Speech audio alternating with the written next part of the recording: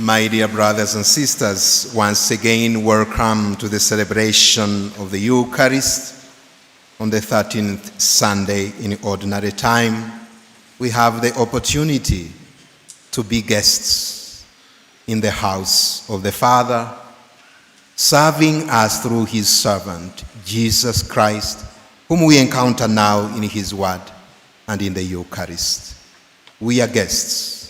And all of you who have ever made the experience of being guests can testify that a guest goes through a kind of uncertainty and vulnerability because you are not sure how your host is going to handle you. You may be friends, you may be people who know each other, but that bit of uncertainty remains there. You don't know whether your friend changed, but you go because you trust there is someone who will receive you. We are all guests of God. Of course, we are his children, but we are guests. And he is the host. And his intention is to create out of us, though many we are, though different we are, to create one single family so that we may all be children in his house. In that way, we shall not have fear for one another. There are many other limits that we ourselves have set. Those limits, of course, when we capitalize on them, they divide us more. If we define ourselves in terms of tribe, in terms of language, in terms of nationality, in terms of color, then we know we are building on what has proved to be accidents, and we forget what is essential. God, the living God, the Father of our Lord Jesus Christ, has intended to make us all one family, so that wherever you go, you know you are going to meet your brethren. And the word brethren in Greek is Adolphus, which would mean brother, a brother or a sister in faith. That is a new characteristic of those who belong to the family of God. And that is what Jesus stands for. When he makes our fundamental relationships of mother, father, sister, brother, relative, he wants to say, take me now as your own reference, because what I bring you is more valuable than what is very natural to you, even if it is very intimate to you.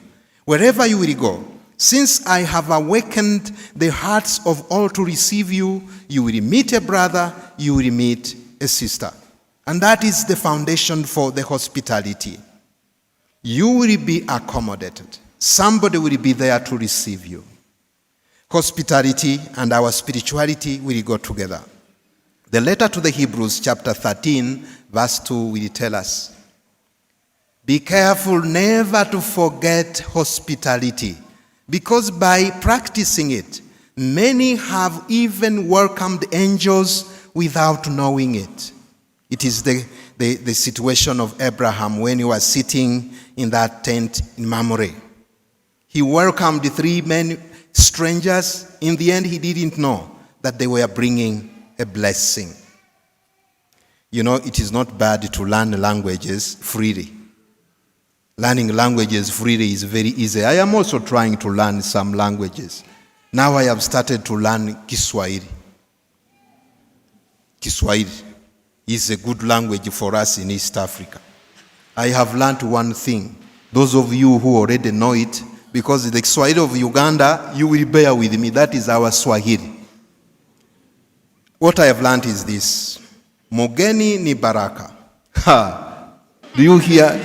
That is Ugandan Kiswahili. Mugeni ni baraka. Have you understood? Those of you who know Swahili. Nothing? Then we are all strangers. We must learn it. That a visitor is a blessing. You see, there are some who ongea Kiswahili. Nothing? You are like me. My Kiswahili is like that. In Kenya and Tanzania, I don't speak Swahili. Otherwise, they will get heart attack. But now, Here we are, that a visitor is a blessing.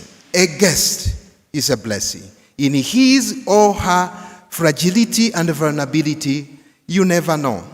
That person you accommodate may be a messenger of God, bringing you what will bring about a breakthrough in your life. This we have seen also in the first reading today.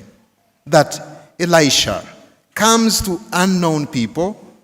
This woman, a prominent woman, recognizes in him a holy man of God, a man of God, and then suggests to the husband, let us prepare a room upstairs for this man of God, for this holy man of God, so that when he passes, as he usually does, he can rest a bit before continuing his journey. And the day comes when a breakthrough is going to happen in that family, because they didn't know that they were accommodating God himself. Accommodating a holy man of God would mean I receive him in the name of God, who opened my heart to recognize in everybody a child of God. And Elisha leaves behind a promise, a blessing. When I come back next year, you will be having a child. That overturns everything. If they had remained in a way close to the other, maybe that wouldn't have happened to them. And you know what is very interesting? That this woman in the first reading never had any expectation.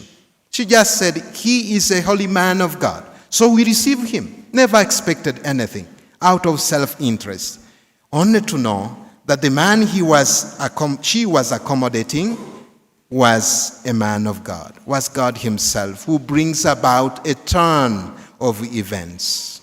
We Christians should be people who contribute to the turn of events wherever we are. And if we have been baptized, and we are all Christians, we call ourselves rightly Christians, those who belong to Christ, Christ who has promulgated and proclaimed everywhere a family of God, so that everybody may be a brother, may be a sister. And he said, if you are converted to Christ, you will have to die to some attitudes, because you are not of the world. The world today, in a way, propagates something. Do something for yourself and put limits. I assume most of you have wall fences in your homes, isn't it? When I look around, I see wall fences. Why do you have a wall fence? With a gate and the 2 dogs, very fierce ones. Why? To scare away people, isn't it? The unwanted one, isn't it? It is not bad. Otherwise, if you pray for security, God protect me, and you leave the door open, well, we don't know. You put God on a temptation. But there is something that we have to deconstruct if we are to be ready to welcome all those that have been made known to us to be brothers and sisters. Instead of building walls, Pope Francis invited us to build bridges, so that we may be connected, because they are our own kin. We are together. We are a family of God. It requires a lot of trust, but also vulnerability. We make ourselves vulnerable to receive a stranger. Of course, these days we have to be very careful. You don't know the stranger you are welcoming, maybe the one who has been sent. I leave you to finish the sentences. Who has been sent to take you, not to arrest you, but to abduct you. Such a stranger, to welcome such a stranger, you have to be a man or a woman of faith, because you don't know. And that is why we are afraid of one another. Because we have lost the fundamental trust. We don't see the image of God that is in everybody. We fear because something will be taken away, or we ourselves will be taken away. At home is interesting. Now I never wanted to preach about myself. We tried to make the house of the parents a bit better.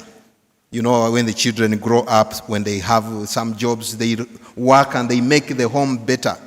One thing the mom has refused is a fence. We are in the village. I don't want a fence. We say now, but what is, you are alone here? And then she keeps on complaining her beans are being stolen. When she's drying them, you say, but mom, you need a fence. No, you will chase away my guests. You see, there are some people who have discovered a wisdom in life. We are in a village, we know each other. If I close myself, it will mean I am chasing them away. But that is not the fence we are talking about. The fence is a blocked heart that nobody has access to you. That one built up a heart, a wall around the heart that nobody can ever have access. And that is denying others hospitality. Think about the one you have ever closed out of your own premises. Now let us not look about property or land or house, but look at those people you have intentionally closed out of the accessibility to your heart. They don't count anymore. And if you are a Christian today and you died with Christ and rose with him, then the new identity to be appropriated for each one of us is to be open, to have a heart that is ready to celebrate the new identity as a brother, as a sister to everyone. Of course, at a risk, but we all know if we open ourselves, the strangers many times we receive may have a message that may bring about a breakthrough we have always been waiting for. The strangers we have something that will change your life, even if we don't know. In the different works of mercy in the Gospel of Matthew 25, he said, you received him, that stranger, you received him. What you did to him or to her, you did it to me. I disguise myself in the person of that stranger. We have to open ourselves in a way to accommodate others. But in order to do that, we have to have an enlarged heart, a heart that can also risk.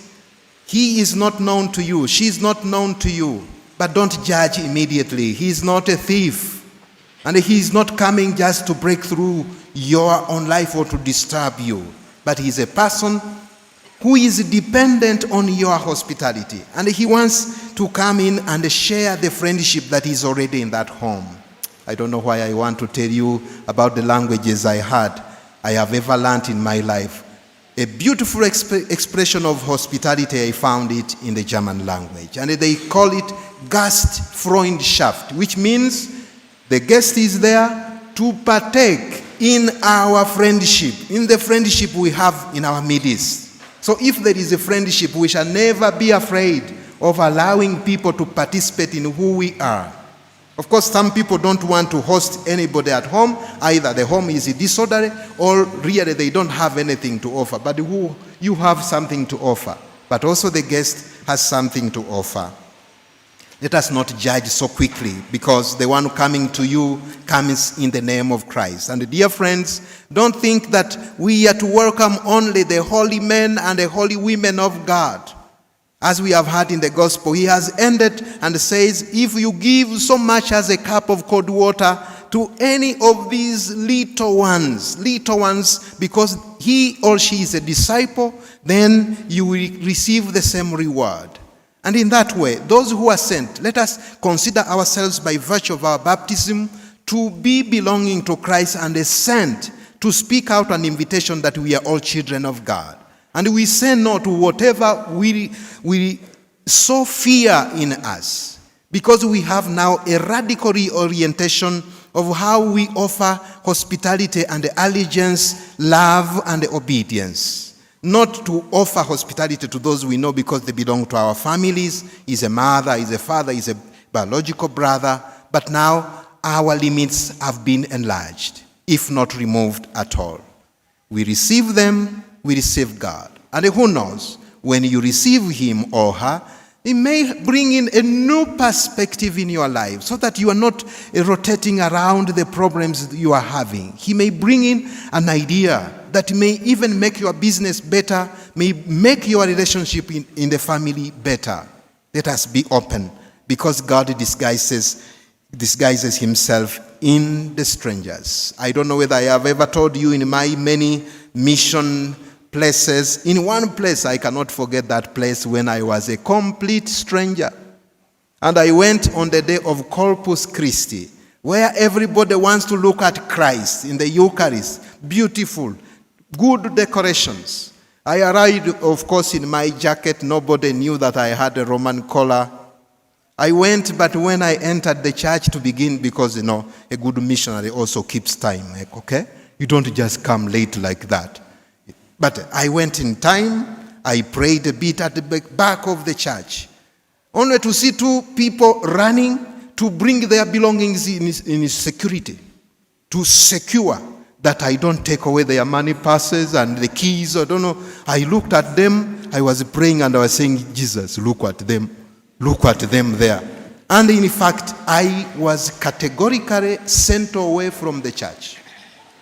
They told me, the parish priest is not around. We are waiting for a priest to lead mass today. So go away. You will come back on Wednesday and beg when he will be back. It is not a story, it's a life experience. So I also accepted. Missionaries are also obedient. I accepted and I left their church. I went outside looking at how beautiful the church was built. But then thinking about what I was about to do, I said, because of two people, should I deny the whole Christian community the gift of the Eucharist on this great day? I turned back. And this time when I entered, they tried to use English, a very broken English.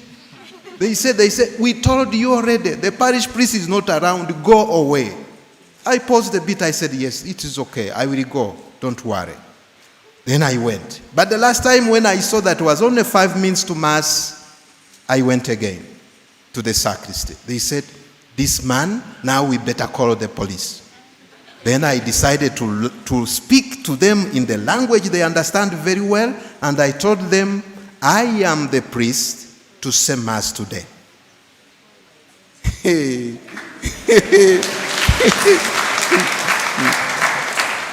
Of course, they gave me the best vestment for that Mass. The Lord be with you.